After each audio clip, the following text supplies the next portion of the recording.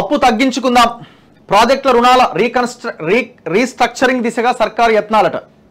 తక్కువ వడ్డీకి రుణాలు ఇచ్చే జైకా, ఏడీబీ, కొరియన్ బ్యాంక్, ఐడిఆర్డి వంటి వాటికి అప్పులను మళ్లించే ఆలోచన చేస్తున్నారట. అంటే ఇప్పుడు ఏవైతే తీసుకున్నారో అప్పులు వాటిని వేరే బ్యాంకులకి మళ్లించి కొంత వడ్డీ రేటు తగ్గించుకోవడానికి ప్రయత్నం చేస్తున్నారట గవర్నమెంట్.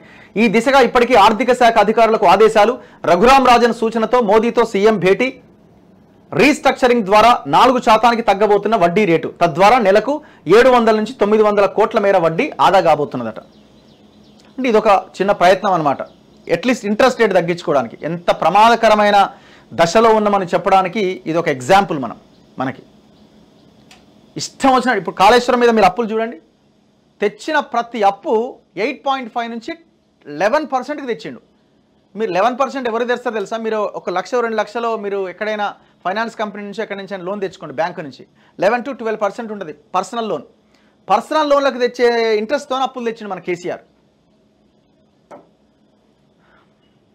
వివిధ ప్రాజెక్టుల కోసం కార్పొరేషన్ల పేర తీసుకున్న గ్యారంటీ అప్పులను రీస్ట్రక్చర్ చేసుకునే దిశగా ప్రభుత్వం చర్యలు చేపట్టింది.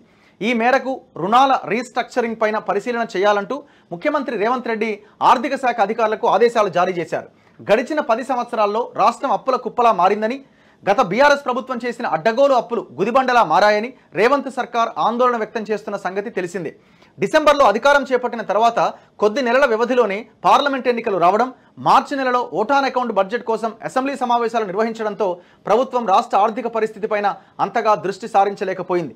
ఇప్పుడు ఎన్నికలు పూర్తి కావడంతో ఆ అంశంపై దృష్టి పెట్టి అప్పుల సమస్యను పరిష్కరించుకునే మార్గాలు అన్వేషిస్తోంది. అందున ప్రధానంగా కార్పొరేషన్ల గ్యారంటీ అప్పులను రీస్ట్రక్చర్ చేయించుకోవాలని ఆలోచిస్తోంది.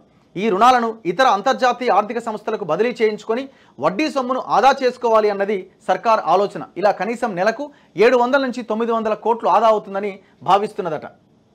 ఇట్లా పరిస్థితి ఉన్నది. అంటే ఇప్పుడు ఒక దగ్గర నుంచి 10-11%కి తెచ్చిరు అనుకుందాం.